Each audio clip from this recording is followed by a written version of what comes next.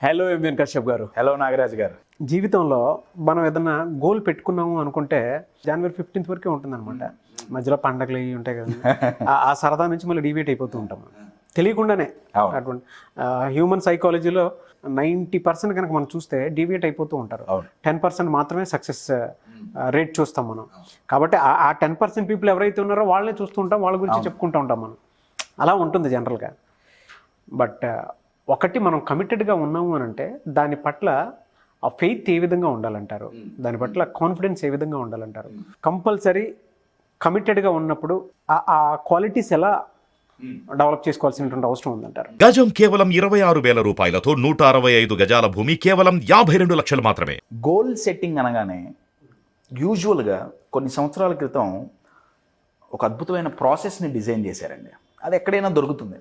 దాన్ని smart goal setting అంటారు, SMART. అయితే వినటానికి చాలా స్మార్ట్గా ఉంటుంది. టూల్ మంచి టూలే, నేను కాదన్ను. అయితే అది గోల్ సెట్ చేసుకోవటానికి వరకు బాగుంటుందండి. అయితే గోల్ అచీవ్ చేయాలి అంటే గోల్ సెట్ చేసుకోవటం కంటే మైండ్ సెట్ చేసుకోవటం చాలా ఇంపార్టెంట్ అండి. గోల్ సెట్ చేసుకోవాలి నేను కాదనట్లా, కానీ ఓన్లీ గోల్ సెట్ చేసుకుంటే సరిపోదు. స్మార్ట్ గోల్ సెట్టింగ్లో వాళ్ళు చెప్తారు ఏదో స్పెసిఫిక్గా ఉండాలంటారు, మెజరబుల్ ఉండాలంటారు, అదంటారు ఇదంటారు. ఓకే, నేను గోల్ సెట్ చేసుకున్నా, కానీ ఆ గోల్ అచీవ్ చేయడానికి మధ్యలో వచ్చే ఆటంకాలన్నిటినీ జయించి ముందుకెళ్ళాలంటే గోల్ ఒక్కటే సెట్ అయితే సరిపోదు, మైండ్ సెట్ అవ్వాలి. మీరు ఇందాక అన్నారే commitment, that's a mind game అండి. Your getting it? ఆ మైండ్ సెట్ ఎలా ఉండాలి, ఒక గోల్ని అచీవ్ చేయడానికి ఏ రకమైన మైండ్ సెట్తో ఉండాలి, ఏ క్వాలిటీస్ ఉండాలి, ఆ మైండ్ని సెట్ చేసుకోవటం ఎలా? ఒక ట్రూ స్టోరీ అండి. Okay, not one of my the favourite for me ఈ స్టోరీ నాకు. Very interesting. వెరీ ఇంట్రెస్టింగ్ అండి. నేను చెప్పబోయే స్టోరీ 1950లో 1950వ సంవత్సరంలో ఒక ఫుట్బాల్ ప్రేమికుడు. ఆయన ఫుట్బాల్ అంటే చాలా ఇష్టం. ఆయన ఆ రోజు ఘోరంగా ఏడుస్తున్నాడు. టోటల్గా ఇమోషనల్గా బ్రేక్ డౌన్ అయిపోయి బీభత్సంగా ఏడుస్తున్నాడు. ఆ వ్యక్తి యొక్క కొడుకు 9 ఏళ్ల పిల్లగాడు, 8 ఏళ్ళు 9 ఏళ్ళు.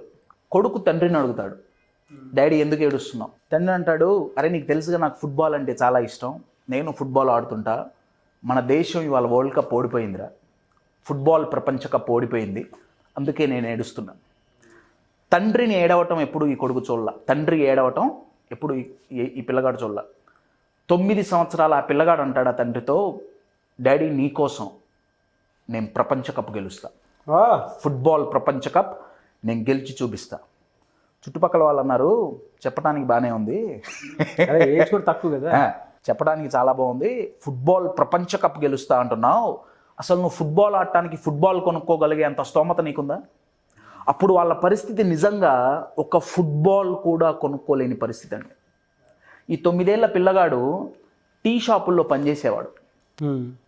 ఫుట్బాల్ కొనుక్కోలేక షూ సాక్స్ తీసుకొని దాంట్లో న్యూస్ పేపర్సు చిత్తు కాగితాలన్నీ పెట్టి రౌండ్ షేప్లో మార్చుకొని దాంతో ఫుట్బాల్ ప్రాక్టీస్ చేశాడు. Oh my God. గోల్ ఏంటి? ప్రపంచ కప్ గెలవాలి. 9 ఏళ్ల పిల్లగాడు. అందరు నవ్వారు, కుదరదన్నారు. వీడేంటి ప్రపంచ కప్ గెలవటం ఏంటి? కరెక్ట్గా 8 ఏళ్ళు తిరిగేటప్పటికి ఆ పిల్లగాడికి అప్పటికి 16-17 ఏళ్ళు మాత్రమే. 1958వ సంవత్సరంలో తన కంట్రీ తరపున ఆడి అత్యధిక గోల్స్ చేసి ప్రపంచ కప్ గెలిచిన వ్యక్తిగా తయారయ్యాడు. 1 కాదు 2 కాదు 3 వరల్డ్ కప్స్ గెలిచిన ఏకైక ఫుట్బాల్ ఛాంపియన్. ఇప్పుడు కరెంట్ రెవల్యూషనరీ ప్లేయర్ మెస్సీ ఉన్నాడు అనుకోండి ఫుట్బాల్ టీంలో, అది చాలా పెద్ద అదృష్టంగా భావిస్తారు. లేదా క్రిస్టియానో రొనాల్డో ఉన్నారు చాలు, లేదా ఆ రోజుల్లో ఫేమస్ ప్లేయర్ మ్యారడోనా ఉన్నాడు చాలు. అయితే ఫుట్బాల్ ఇండస్ట్రీ ఏమంటుందంటే ఒక మ్యారడోనా, ఒక క్రిస్టియానో రొనాల్డో, ఒక మెస్సీ ఒక్కళ్ళుంటేనే చాలు, కానీ ఈ ముగ్గురిని కలిపి ఎవరన్నా తయారయ్యారు అంటే ఈ పిల్లగాడు ఒక్కడే. పేరు కొంచెం చెప్తా. తను ఆడిన 1363 మ్యాచ్ల్లో 1363 మ్యాచెస్ 1283 గోల్స్ సాధించిన ఏకైక వ్యక్తి. ద ఫాస్టెస్ట్ టు అచీవ్ అండి, ఫాస్టెస్ట్ టు అచీవ్. ఫుట్బాల్ కొనుక్కోలేని పరిస్థితి నుంచి 3 ప్రపంచ కప్పులు గెలిచిన ఏకైక వ్యక్తి. ఫుట్బాల్లో కొంతమంది ఫ్రీ కిక్ బాగా కొడతారు, కొంతమంది పెనాల్టీ కిక్ బాగా కొడతారు, అవును, కొంతమంది డ్రిబ్లింగ్ చేయటంలో ఎక్స్పర్ట్స్. ఇవన్నీ ఎక్స్పర్ట్గా చేయగలిగిన ఏకైక వ్యక్తి ఇవాళ నేను చెప్పబోయే వ్యక్తి. ఎవరు సార్? Who is that? అతనిని ఫుట్బాల్ ప్రపంచానికే ద కింగ్ ఆఫ్ ఫుట్బాల్ అనే బిరుదిచ్చారు. 20th సెంచరీలో టాప్ 100 ఇన్ఫ్లుయెన్షియల్ పర్సన్స్లో ఆయన ఒకరు. The most photographed person in the history of the వరల్డ్గా ఆయన్ని చెప్తారు. The one and only. ఆయన పేరు, తల్లిదండ్రులు ఆయనకు పెట్టిన పేరు ఎడ్సన్ అరాంతెస్ దో నాసిమెంతో. ఈ పేరు చాలా తక్కువ మందికి తెలుసు. అయితే ఫుట్బాల్ ప్రపంచం తనకు పెట్టిన nickname one and only Pele. Sad part ఏంటంటే మీరు చెప్పగానే నాకు అనిపించింది, రీసెంట్లీ హీ గోట్ డై. అవునండి, December 29th క్యాన్సర్తో లెజెండరీ పర్సన్. ఇవాళ ఈ వీడియో చేయటానికి రీజన్ కూడా ఆయన రీసెంట్గా చనిపోయారు. ఆయన స్టోరీ తెలియని వాళ్ళు చాలా తక్కువ అండి. ఇంకా దాన్ని ఆడియన్స్లోకి తీసుకెళ్ళాలి అనే మోటివ్తోనే ఇవాళ ఈ స్టోరీ నేను సెలెక్ట్ చేసుకుంటున్నా, పీలేది. అయితే ఎక్స్పెషల్లీ పీలే గారి స్టోరీ మీరు అడిగిన క్వశ్చన్కి గోల్ అనే దానికి తీసుకోవటానికి గల కారణం ఏంటంటే, మీకు ఇప్పుడు స్క్రీన్ మీద ఒక చిన్న క్లిప్పింగ్ నేను చూపిస్తాను. Sure. రైట్? Sure. అది చూసిన తర్వాత పీలే స్టోరీకి, గోల్స్ అచీవ్మెంట్కి, గోల్స్ అంటే జస్ట్ ఫుట్బాల్ గోల్స్ కాదండి, మన లైఫ్లో గోల్స్ సాధించడానికి ఇందాక నేను అన్నా కదా మైండ్ సెట్ చేసుకోవాలి, ఆయన ఎలా సెట్ చేసుకున్నారు రైట్ అనేది మనకు తెలుస్తుంది. ఫస్ట్ వీడియో చూద్దాం, జస్ట్ వెరీ షార్ట్ క్లిప్పింగ్ అండి. ఓకే. ఆయన బైసైకిల్ కిక్ అని ఒక కిక్ కొట్టేవాళ్ళు. అగోండి, ఆ కిక్ కొట్టేటప్పుడు హీజ్ ఎక్స్పర్ట్ ఇన్ దిస్ అండి. నేను ఈ క్లిప్పింగే తీసుకోవటానికి కారణం ఏంటంటే, ఈ కిక్ కొట్టేటప్పుడు గోల్ పోస్ట్ ఆయనకు వెనకాల ఉంటుందండి. గోల్ పోస్ట్ ఆయనకు కనపడదు. ఆయన ఇక్కడ ఉన్నారు, గోల్ పోస్ట్ వెనకుంది, గాల్లో లేచి కిక్ కొడతాడు. గోల్ పోస్ట్ ఎక్కడుందో కనపడదు, గోల్ కీపర్ ఎక్కడున్నాడో కనపడడు. ఆయన అడిగారు, సార్ మీరు ఇలా కొడతారు కదా, బైసైకిల్ కిక్ కొడతారు కదా, మీకు గోల్ పోస్ట్ కనపడదు, గోల్ కీపర్ కనపడదు, మీరు ఎలా కొట్టగలుగుతారు? Fantastic question. మైండ్ సెట్ చేసుకోవటం అంటే ఎగ్జాంపుల్ చెప్తున్నా అండి. ఆయన అన్నారు ఫుట్బాల్లో 2 చాలా ఇంపార్టెంట్, ఒకటి ఫుట్బాల్ నో డౌట్, ఇంకొకటి గోల్ పోస్ట్. ఎందుకంటే ఫుట్బాల్ పోవాల్సింది అక్కడికే కదా. ఆయన ఏమన్నారంటే, మ్యాచ్ జరుగుతున్నంతసేపు గోల్ పోస్ట్ ఎక్కడికి కదలదు. అవును, గోల్ పోస్ట్ ఎక్కడికి కదలదు, ఫోకస్ దేని మీద ఉండాలి? ఫుట్బాల్ మీద ఉండాలి, గోల్ పోస్ట్ మీద కాదు. ఆయన ఏమన్నారంటే, నేను గ్రౌండ్లో ఏ కార్నర్లో నించున్నా గోల్ పోస్ట్ ఎక్కడుందో నా కళ్ళకు కనపడకపోయినా నా మైండ్ కనపడుతుంది. అదే అది ఎలా అంటే ఫోకస్ అండి.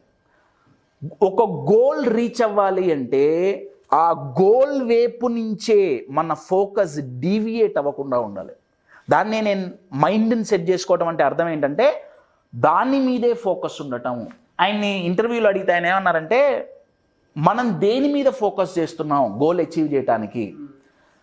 మన చేతిలో ఉన్నదాని మీద ఫోకస్ చేస్తున్నామా, మన చేతిలో లేని వాటి మీద ఫోకస్ చేస్తున్నామా? ఆయన అన్నారు, గోల్ పోస్ట్ ఎక్కడికి పోదు, గోల్ పోస్ట్ అక్కడే ఉంటుంది, నేను ఫోకస్ చేయాల్సింది బాల్ పైన. ఆయన ఒక మూవీలో యాక్ట్ చేశారండి, ఒక ఫుట్బాల్ పర్సన్గానే ఒక మూవీలో యాక్ట్ చేశారు. అయితే దాంట్లో కోచ్ కూర్చొని ఉంటాడు, కోచ్ కూర్చొని స్ట్రాటజీస్ చెప్తుంటాడు, ఇక్కడ వీళ్ళు ఉంటారు, ఇక్కడ వీళ్ళు ఉంటారు, ఇక్కడ వీళ్ళు ఉంటారు. ఆయన అన్నాడు, వాళ్ళందరూ అనవసరం, ఆటగాళ్ళు ఎంతమంది ఉన్నారు అన్నది అనవసరం, ఫుట్బాల్ ఉందా లేదా. ఆయన ఒక అద్భుతమైన పాయింట్ చెప్పారండి. ఆయన అన్నారు, ఎవరైతే అపోనెంట్స్ మీద ఫోకస్ చేస్తారో వాళ్ళు గోల్ కొట్టలేరు. నేను బాల్ని డ్రిబుల్ చేసుకుంటూ వెళ్తున్నా, నేను అపోనెంట్ లెగ్స్ మీద ఫోకస్ చేయను, ఇద్దరి లెగ్స్ మధ్య ఉన్న గ్యాప్ మీద ఫోకస్ చేస్తా. You are getting my point? Yes. అంటే ఒక గోల్ రీచ్ అవ్వాలి అంటే, మన మైండ్ సెట్ చేసుకోవాలి అంటే, మనం అవరోధాల మీద ఫోకస్ చేస్తే మనకి భయం ఏర్పడుతుందండి. అంటే ఏవేం ప్రాబ్లమ్స్ వస్తాయి, ఏవేం అబ్స్ట్రకిల్స్ వస్తాయి అని అవరోధాల మీద ఫోకస్ చేస్తే మనకు ఫియర్ ఆఫ్ ఫెయిల్యూర్ డెవలప్ అవుతుంది. కానీ అవకాశాల మీద ఫోకస్ చేస్తే లోపల కాన్ఫిడెన్స్ పెరుగుతుంది, హోప్ పెరుగుతుంది. ఎప్పుడైతే ఈ కాన్ఫిడెన్స్ అండ్ హోప్ అనే రెండింటిని కలిపి గనక మైండ్ సెట్ చేసుకుంటామో అప్పుడు కమిట్మెంట్ ఈజ్ ఆటోమేటిక్. పీలే గారు తన లైఫ్ మొత్తం ఆయన లైఫ్ నుంచి నేర్చుకునే ఒక అద్భుతమైన లెసన్ ఏముందయ్యా అంటే how to focus to achieve goals. ఈ బైసైకిల్ కిక్ చాలా పెద్ద ఎగ్జాంపుల్ అండి. అయితే ఇది జరగాలి అంటే ఫుట్బాల్లో అయితే బాల్ని గోల్ పోస్ట్కు పోకుండా ఒక గోల్ కీపర్ ఆపుతాడు. గోల్ కీపర్ లేకపోతే మజా లేదుగా, ఎవరైనా కొట్టగలుగుతారు. You are getting it. మన లైఫ్లో కూడా మన గోల్స్ మనం అచీవ్ చేయకుండా ఆపే గోల్ కీపర్స్ ఉంటారు. ట్రూ అండి. ఆ గోల్ కీపర్స్ బయట కంటే ఎక్కువ మన మైండ్లోనే ఉంటారండి. మనం అనుకున్న గోల్ రీచ్ అవ్వకుండా ఆపే అతి డేంజరస్ ఆర్ అత్యంత శక్తివంతమైన గోల్ కీపర్ మన మైండ్లో నివసించేవాడు ఎవడయ్యా అంటే వాడి పేరే డౌట్. ఇప్పుడు ఈ డౌట్ అనే పదంలో రైట్, ఈ పదం మీద నేను చాలా వీడియోలు చేశాను. ఇవాళ ఇంకొక కొత్త కాన్సెప్ట్.